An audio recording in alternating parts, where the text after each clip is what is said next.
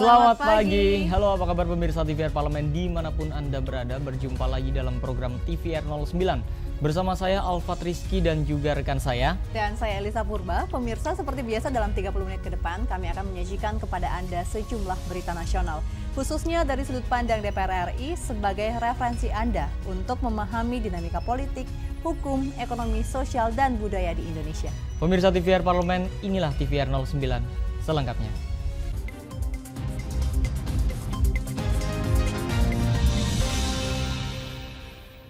Pemirsa, berita pertama mengenai Badan Akuntabilitas Keuangan Negara atau BAKN DPR RI yang mendorong Kementerian Keuangan segera membuat laporan yang komprehensif terkait efektivitas dari pemberian penyertaan modal negara kepada BUMN. Badan Akuntabilitas Keuangan Negara atau BAKN DPR RI melakukan kunjungan kerja ke Provinsi Jawa Timur dalam rangka penelaahan terhadap laporan hasil pemeriksaan BPK RI terkait penyertaan modal negara pada BUMN. Wakil Ketua BAKN DPR RI Anis Biarwati mengatakan, PMN merupakan salah satu bentuk investasi pemerintah yang bertujuan untuk menghasilkan manfaat ekonomi dan sosial bagi masyarakat. BAKN DPR RI ingin memastikan realisasi penyaluran PMN sesuai target dan memberikan timbal balik kepada negara. Selain itu, BAKN juga ingin mengevaluasi BUMN mana saja yang layak memperoleh PMN. Kinerja BUMN rata-rata kan belum membanggakan ya, dan dua BUMN yang kita datangi hari ini juga belum memberikan keuntungan yang signifikan bagi negara. Ketika diberikan PMN yang diambil dari APBN berupa kekayaan negara yang dipisahkan, itu tentu harus kembali kepada rakyat ya, untuk bisa mensejahterakan rakyat. Wakil Ketua BAKN DPR RI Hendrawan Supratikno mendorong Kementerian Keuangan segera membuat laporan yang komprehensif terkait efektivitas dari pemberian PMN kepada BUMN. Jumlah PMN yang sudah dikeluarkan oleh pemerintah itu kurang lebih 2.377 triliun. Dan ini sampai hari ini dampaknya seperti apa? Ini tidak ada laporan yang jelas. Itu sebabnya kami meminta Menteri Keuangan untuk memberi laporan, tetapi sampai hari ini belum. Dari Jawa Timur, Slamet Sanjaya, TVR Parlemen, melaporkan.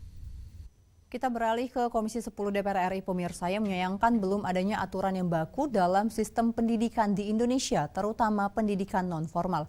Oleh sebab itu, DPR RI berharap pemerintah untuk memperbaiki pelaksanaan asesmen nasional dan pendidikan non-formal. Komisi 10 DPR RI mendesak adanya perbaikan pada pelaksanaan asesmen nasional dan penyelenggaraan pendidikan non-formal khususnya di Nusa Tenggara Timur demi meningkatkan kualitas pendidikan dan pengajaran. Dalam kunjungan spesifik ke Nusa Tenggara Timur, Wakil Ketua Komisi 10 DPR RI Dede Yusuf Macan Effendi mengatakan asesmen nasional di NTT terutama di daerah 3T masih belum berjalan secara optimal.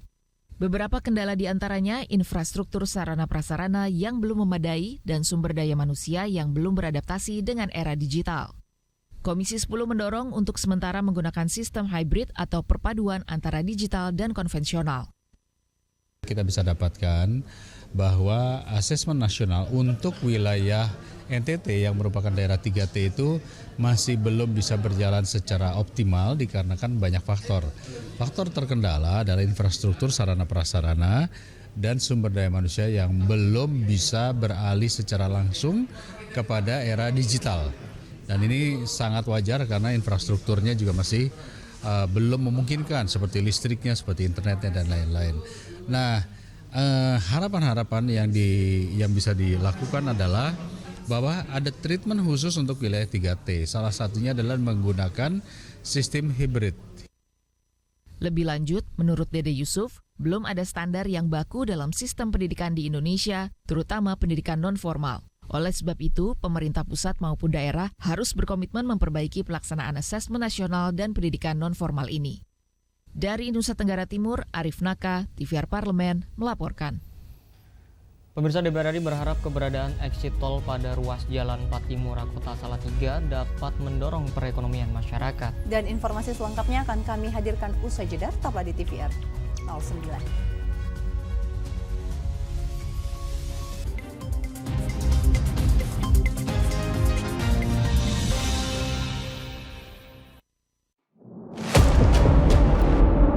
sini ditambang. Konflik yang terjadi, Sini tidak mengizinkan. masalah yang tersisihkan menjadi kesenjangan sosial. Ya namanya rakyat kecil gak bisa apa-apa, mau komplain juga gak didengar. Sebab apa? Itu menyangkut isi perut kami semua. Bagaimana memutus keterbatasan untuk didengar? Jadi kalau misalnya masyarakat sudah merasa tidak lagi ada yang memperjuangkan aspirasinya, maka masyarakat memang sangat berhak untuk meminta dewan yang mewakili mereka di parlemen. Kami menyusuri batas-batas peristiwa, mengurai berbagai polemik yang terjadi, meluruhkan suara-suara marginal, menjadi nyata dalam setiap aspirasi, melaksanakan tugasnya sebagai wakil rakyat. Saksikan Aksi Dewan setiap hari Senin dan Rabu pukul 10.30 waktu Indonesia Barat hanya di TVR Parlemen.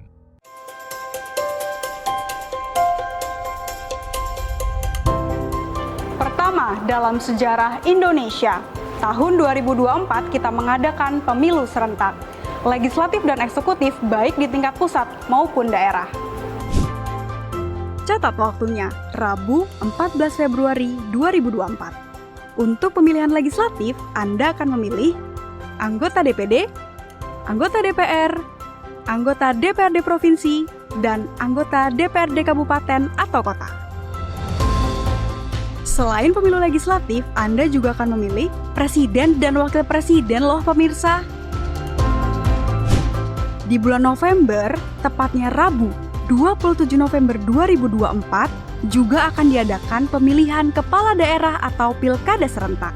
Dalam pilkada nanti, Anda akan memilih gubernur dan wakil gubernur, bupati dan wakil bupati, serta wali kota dan wakil wali kota.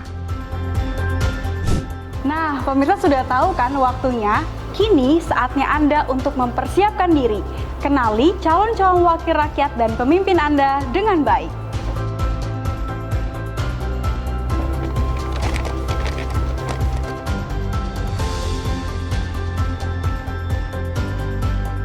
Jangan sampai kesempatan untuk memilih calon wakil rakyat dan pemimpin Anda terlewat begitu saja. Ayo ramaikan Pesta Demokrasi Pemilu 2024 dengan meriah. Demi masa depan bangsa Indonesia.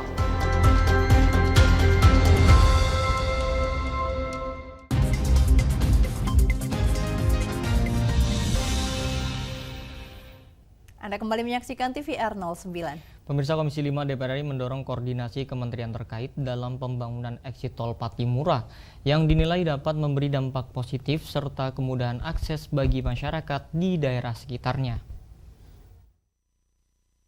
Komisi 5 DPR RI berharap keberadaan eksit tol pada ruas Jalan Patimura Kota Salatiga nantinya dapat mendorong perekonomian masyarakat Salatiga dan sekitarnya.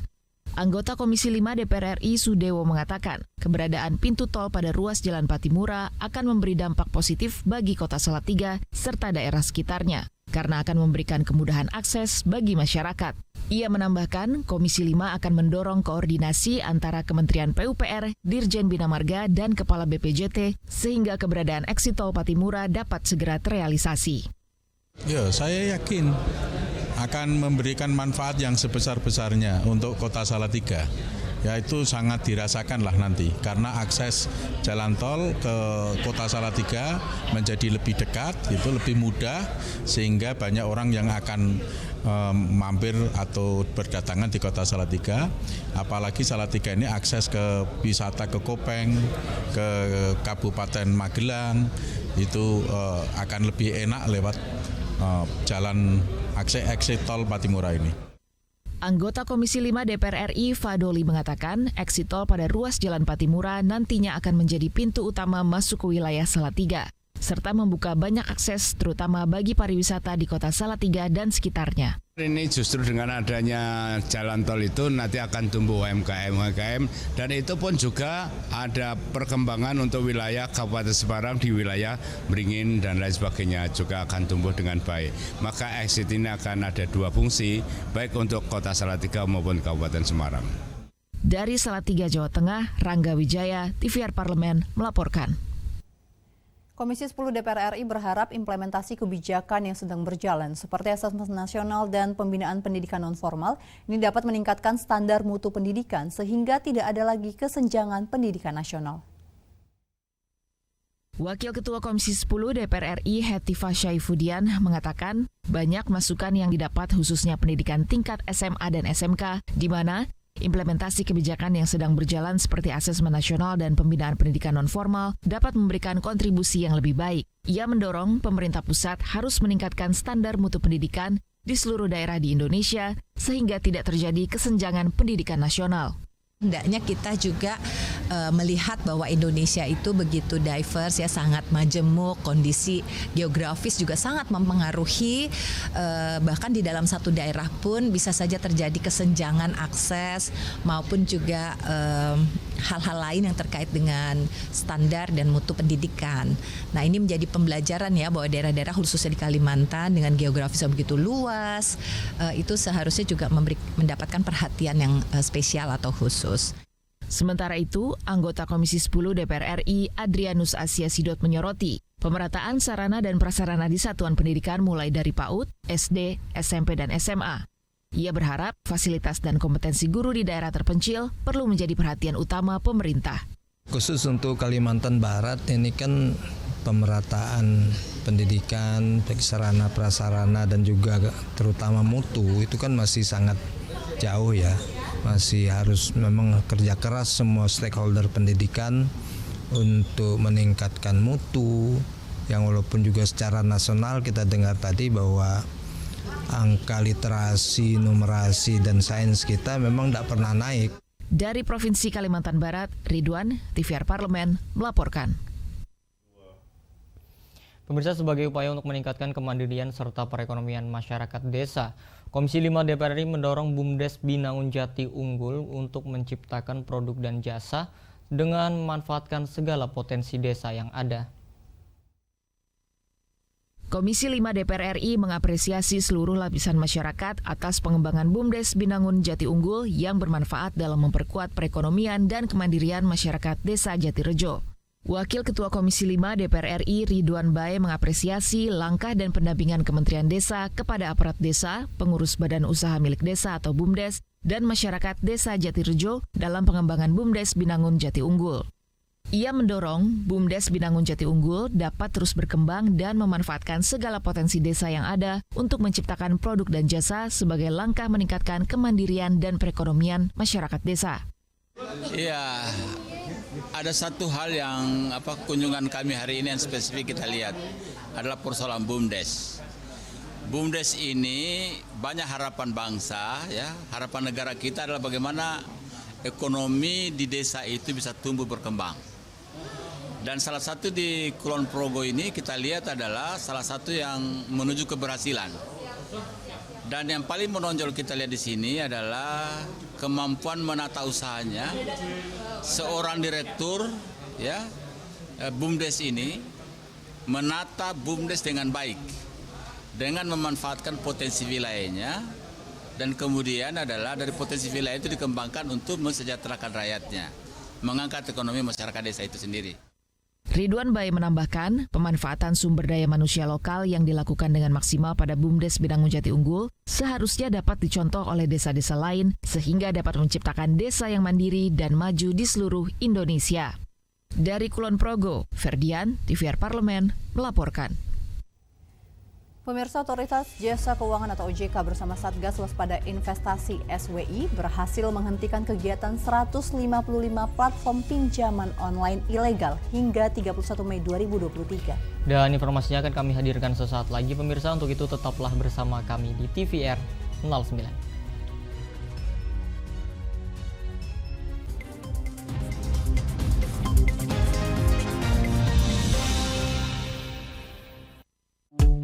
DPR RI memiliki fungsi diplomasi dalam menjalankan politik luar negeri sesuai dengan pasal 116 Undang-Undang MD3. Kontribusi aktif BKSAP DPR RI memainkan peranan penting dalam memenangkan persaingan global melalui IPU, IPA, IPPF, IPA, dan PUIK.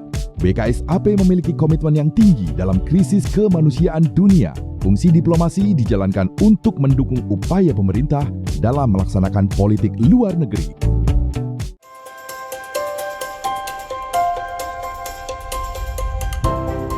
Pertama dalam sejarah Indonesia, tahun 2024 kita mengadakan pemilu serentak, legislatif dan eksekutif baik di tingkat pusat maupun daerah. Catat waktunya, Rabu 14 Februari 2024.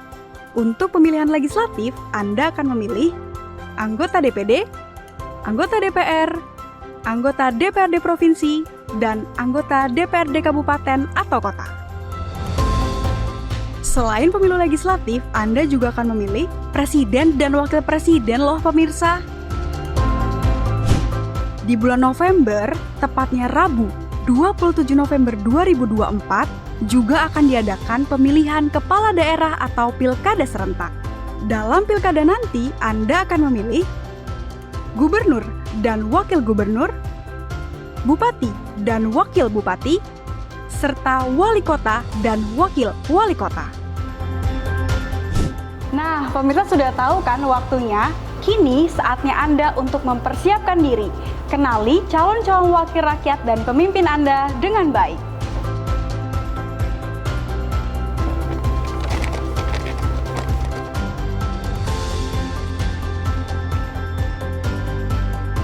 Jangan sampai kesempatan untuk memilih calon wakil rakyat dan pemimpin Anda terlewat begitu saja. Ayo ramaikan pesta demokrasi pemilu 2024 dengan meriah.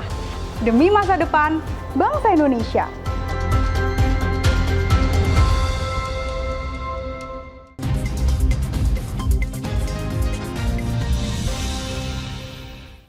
Anda kembali menyaksikan TVR 09. Pemirsa, banyak pinjaman online dan investasi ilegal bertebaran di media sosial.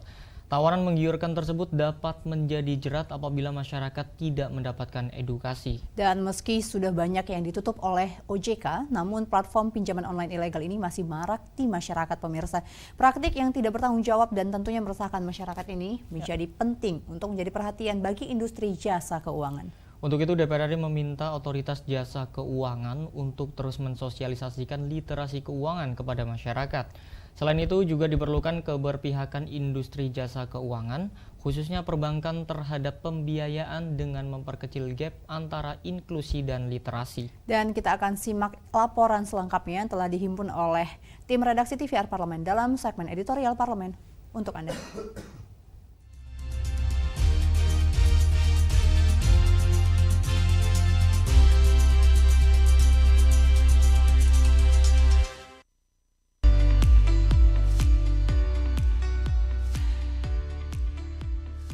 Maraknya pinjaman online atau pinjol ilegal masih banyak terjadi di Indonesia.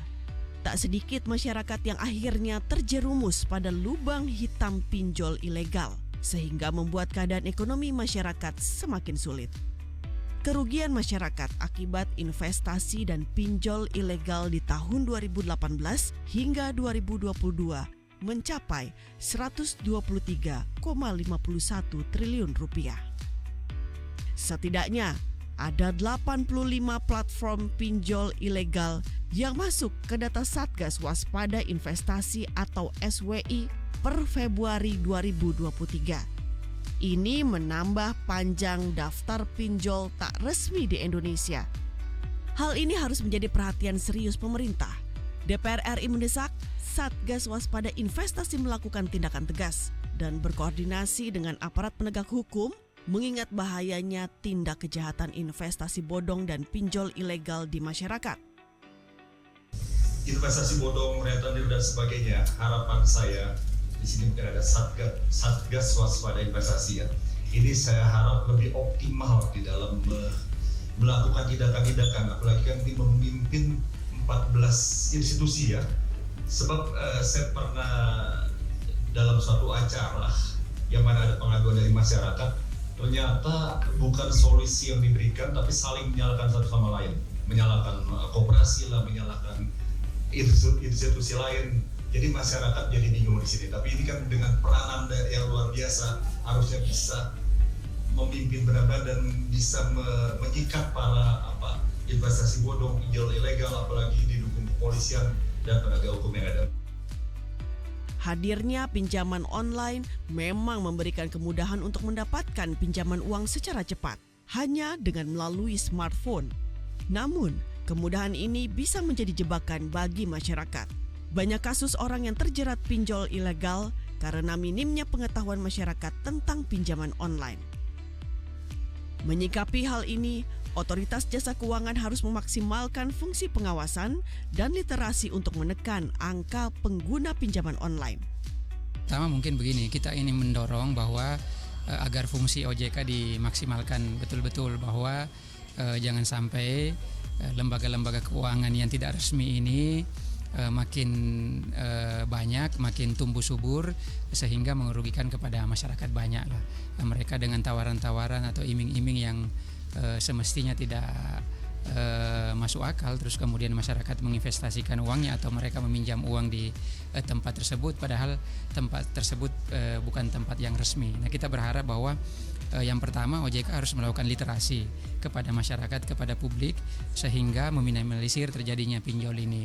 Yang kedua, dengan literasi itu mereka harus menjelaskan ke publik bahwa tidak boleh sembarangan meminjam uang atau menginvestasikan uang ke tempat yang betul-betul tidak resmi atau tidak mendapat izin oleh pihak OJK. Pinjaman online ilegal tumbuh dan berkembang diakibatkan tingkat literasi keuangan masyarakat yang masih rendah, sulitnya akses pembiayaan bagi usaha masyarakat dan UMKM, dan kemudahan penyedia platform untuk membuat aplikasi pinjol. Tapi di sisi lain, orang yang berhadapan atau secara masif mendapatkan serangan tawaran atau iming-iming terhadap pembiayaan yang cepat dan mudah itu yang menjadi ancaman dan PR kita bersama untuk mengatasi agar mereka sebenarnya mereka itu cukup literated bahwa itu nggak legal dan itu nggak logis gitu bunganya, tapi dengan cara-cara yang cepat dan mudah tadi itu mereka jadinya ngambil itu deh gitu, termasuk rentenir di dalamnya. Tentunya, komitmen pemberantasan pinjaman online ilegal dan investasi bodong sudah dilakukan oleh DPR RI. Selain aktif melakukan pengawasan terhadap industri keuangan di beberapa daerah, DPR RI bersama pemerintah juga telah mengesahkan undang-undang tentang pengembangan dan penguatan sektor keuangan. Tim Liputan TVRI Parlemen melaporkan.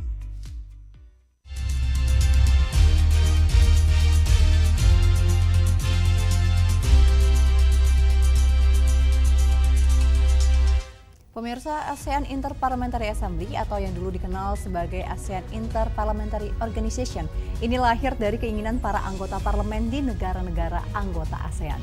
Inisiatif pembentukannya merupakan inisiatif Indonesia pada awal 1970-an yang kemudian berhasil dibentuk melalui AIPO pada tanggal 2 September 1977. Simak pemirsa liputannya, tetaplah bersama kami di TVR 09.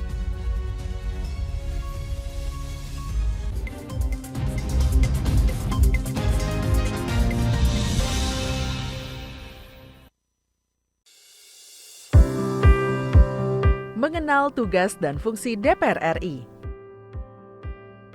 Dewan Perwakilan Rakyat atau DPR adalah lembaga negara yang mewakili aspirasi rakyat. Kehadiran DPR RI merupakan salah satu bukti bahwa Indonesia merupakan negara demokrasi. Sebagai salah satu lembaga perwakilan rakyat, apa saja tugas dan fungsi yang diemban DPR RI? Berdasarkan pasal 20A ayat 1 Undang-Undang Dasar 1945, DPR memiliki 3 fungsi, yakni fungsi legislasi, anggaran, dan pengawasan. Tugas dan wewenang DPR berbeda untuk setiap fungsinya. Yang pertama, fungsi legislasi. Menyusun program legislasi nasional atau prolegnas, menyusun dan membahas rancangan undang-undang, menerima rancangan undang-undang yang diajukan oleh DPD, membahas rancangan undang-undang yang diusulkan oleh Presiden ataupun DPD, menetapkan undang-undang bersama dengan Presiden, menyetujui atau tidak menyetujui peraturan pemerintah pengganti undang-undang yang diajukan oleh Presiden untuk ditetapkan menjadi undang-undang. Yang kedua, fungsi anggaran. Memberikan persetujuan atas rancangan undang-undang tentang APBN yang diajukan oleh Presiden. memberikan persetujuan terhadap pemindahntanganan aset negara maupun terhadap perjanjian yang berdampak luas bagi kehidupan rakyat yang terkait dengan beban keuangan negara. Menindaklanjuti hasil pemeriksaan atas pengelolaan dan tanggung jawab keuangan negara yang disampaikan oleh BPK. Memperhatikan pertimbangan DPD atas rancangan undang-undang tentang APBN dan rancangan undang-undang terkait pajak, pendidikan, dan agama. Yang ketiga, fungsi pengawasan. Fungsi pengawasan, DPR bertugas melakukan pengawasan terhadap pelaksanaan Undang-Undang APBN dan kebijakan pemerintah, serta membahas dan menindaklanjuti hasil pengawasan yang disampaikan oleh DPD. Demikian penjelasan tentang tugas dan fungsi DPR menurut Undang-Undang. Informasi ini dipersembahkan oleh TV dan Radio Parlemen, Biro Pemberitaan Parlemen, dan Sekretariat Jenderal DPR RI.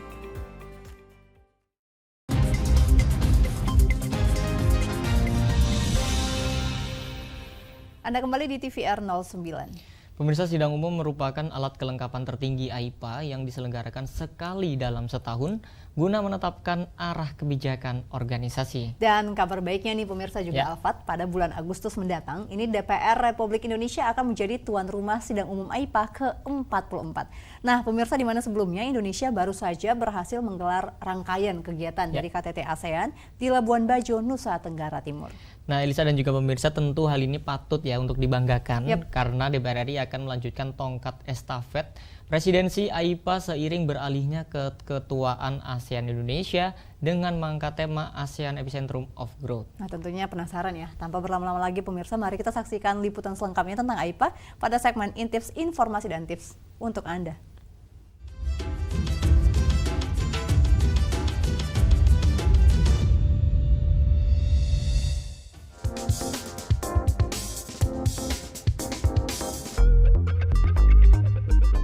Pemirsa TVR Parlemen, tahu nggak sih? Tahun ini Parlemen Indonesia terpilih menjadi tuan rumah AIPA 2023. Bahkan rangkaian kegiatannya sudah berlangsung sejak Mei lalu loh. Tapi sebenarnya pemirsa sudah paham belum? Apa sih AIPA itu? AIPA atau ASEAN Interparliamentary Assembly dulunya bernama ASEAN Interparliamentary Organization atau AIPO. Proses kelahirannya berawal dari keinginan para anggota parlemen negara-negara ASEAN untuk mendorong terwujudnya kerjasama yang lebih erat, termasuk untuk menjembatani pemecahan permasalahan yang terjadi di negara-negara ASEAN. Pemirsa harus tahu, inisiatif pembentukan AIPO merupakan inisiatif Indonesia pada awal 1970-an. DPR RI menyampaikan ide untuk membentuk suatu organisasi yang awalnya terdiri dari beberapa parlemen negara anggota ASEAN, yaitu Indonesia, Malaysia, Filipina, Singapura, dan Thailand. Nah, mendapat sambutan yang positif, AIPO pun resmi dibentuk sebagai organisasi resmi antar parlemen negara-negara anggota ASEAN melalui penandatanganan Statutes of AIPO oleh para ketua delegasi pada tanggal 2 September 1977. Wah, udah lama banget ya ternyata AIPO terbentuk. AIPO menyelenggarakan sidang umum sekali setahun di negara-negara anggota AIPO secara bergiliran. Sidang umum pertamanya diselenggarakan pada September 1978 di Singapura. Pada sidang umum ke-27 AIPO di tahun 2006 di Filipina, Statuta AIPO resmi diamandemen menjadi Statuta AIPA. Walau hanya berbeda huruf akhirnya saja, tapi makna perubahan nama ini besar loh pemirsa. Hal ini bertujuan untuk mentransformasi AIPO menjadi sebuah institusi yang lebih efektif dan terintegrasi dengan nama AIPA atau ASEAN Interparliamentary Assembly. Pemirsa harus tahu, saat ini AIPA beranggotakan 10 parlemen dari ASEAN member countries, yakni Kamboja, Indonesia, Laos, Malaysia, Filipina, Singapura, Thailand, Vietnam, Brunei Darussalam, dan Myanmar. Sidang umum AIPA adalah kelengkapan dan badan tertinggi AIPA. Sidang umum menetapkan arah kebijakan organisasi untuk mencapai tujuan AIPA. Ini merupakan forum untuk saling bertukar pengalaman dan ide bagi para anggota AIPA. Peserta sidang umum adalah parlemen-parlemen anggota AIPA dengan maksimal 15 orang setiap delegasi dan observer.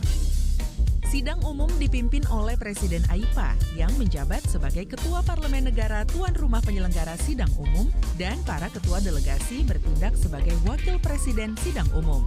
Masa jabatan Presiden AIPA adalah 1 tahun, dimulai dari berakhirnya satu sidang umum sampai akhir sidang umum berikutnya. Tahun ini, Indonesia menjadi tuan rumah sidang umum AIPA ke-44 loh, yang berlangsung di Jakarta pada 5 hingga 10 Agustus 2023.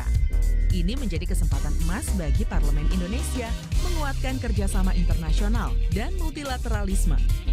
DPR RI juga berupaya membangun dialog sekaligus diplomasi untuk menyelesaikan berbagai persoalan di ASEAN. Sebelumnya, Ketua DPR RI Puan Maharani selaku Presiden AIPA 2023 telah menghadiri konferensi tingkat tinggi atau KTT ASEAN ke-42 yang berlangsung di Labuan Bajo pada 9 hingga 11 Mei 2023. Sebagai forum parlemen negara-negara se-Asia Tenggara, AIPA tentu mempunyai posisi penting pada agenda KTT ASEAN. Puan Maharani mengangkat isu perlindungan pekerja migran dan kasus-kasus tindak pidana perdagangan orang. Terlebih kita tahu, banyak pekerja migran Indonesia yang bekerja di negara-negara ASEAN. Selain itu, rangkaian sidang pendahuluan AIPA yakni ASEAN Interparliamentary Assembly Advisory Council on Dangerous Drugs atau AIPA COD ke-6 juga telah dilaksanakan di Bogor pada tanggal 29 hingga 1 Juni 2023. AIPA COD ini menjadi platform penting parlemen anggota AIPA dalam berkolaborasi, bertukar informasi, dan mewujudkan ASEAN bebas narkoba. Wah, keren ya! Ada juga rangkaian sidang lainnya yang dilakukan, yakni WAIPA, yaitu sidang komite untuk perempuan parlemen AIPA yang digelar di Padang pada awal Juni. Sidang ini adalah langkah untuk mengoptimalkan kebijakan yang memperhatikan peran perempuan dan kesetaraan gender. Pemirsa, sidang umum AIPA ke-44 di Jakarta Agustus nanti akan dihadiri oleh 500 peserta, di antaranya anggota parlemen dari 10 negara ASEAN, 20 negara observer, dan perwakilan dari 12 organisasi internasional. Sekian informasi untuk Anda kali ini seputar AIPA ke-44 di Indonesia. Semoga menambah pengetahuan kita ya.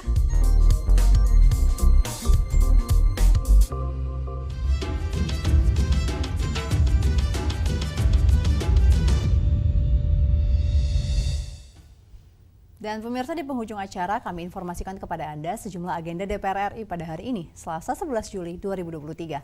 Pada pukul 10 waktu Indonesia Barat, ada Komisi 6 DPR RI yang mengadakan rapat dengar pendapat dengan Direktur Utama PT Pos Indonesia dengan agenda pembahasan terkait peran strategis Pos Indonesia dalam penanganan logistik pemilu tahun 2024. Juga pemirsa, nanti pada pukul 12.30 waktu Indonesia Barat akan digelar rapat paripurna DPR RI ke-29 di masa sidang kelima tahun 2022-2023 dengan beberapa pembahasan, diantaranya ada mengenai rancangan undang-undang desa, RUU Kesehatan, dan juga pembahasan mengenai APBN tahun 2022. Dan pemirsa, sejumlah agenda serta program DPR RI lainnya masih dapat Anda saksikan secara langsung di TVR Parlemen melalui kanal utama, kanal komisi, dan juga kanal alat kelengkapan dewan lainnya. Tentunya pemirsa dapat Anda akses di tvr.dpr.go.id. Dan pemirsa TVR Parlemen, demikianlah TVR 09 edisi pagi ini. Dan kami segenap kru TVR Parlemen yang bertugas mengucapkan terima kasih telah menyaksikan TVR 09 pagi ini. Saya Alfat Rizky dan juga rekan saya. Dan saya Lisa Purba, sampai bertemu kembali di TVR 09 esok hari. TVR Parlemen, referensi Indonesia.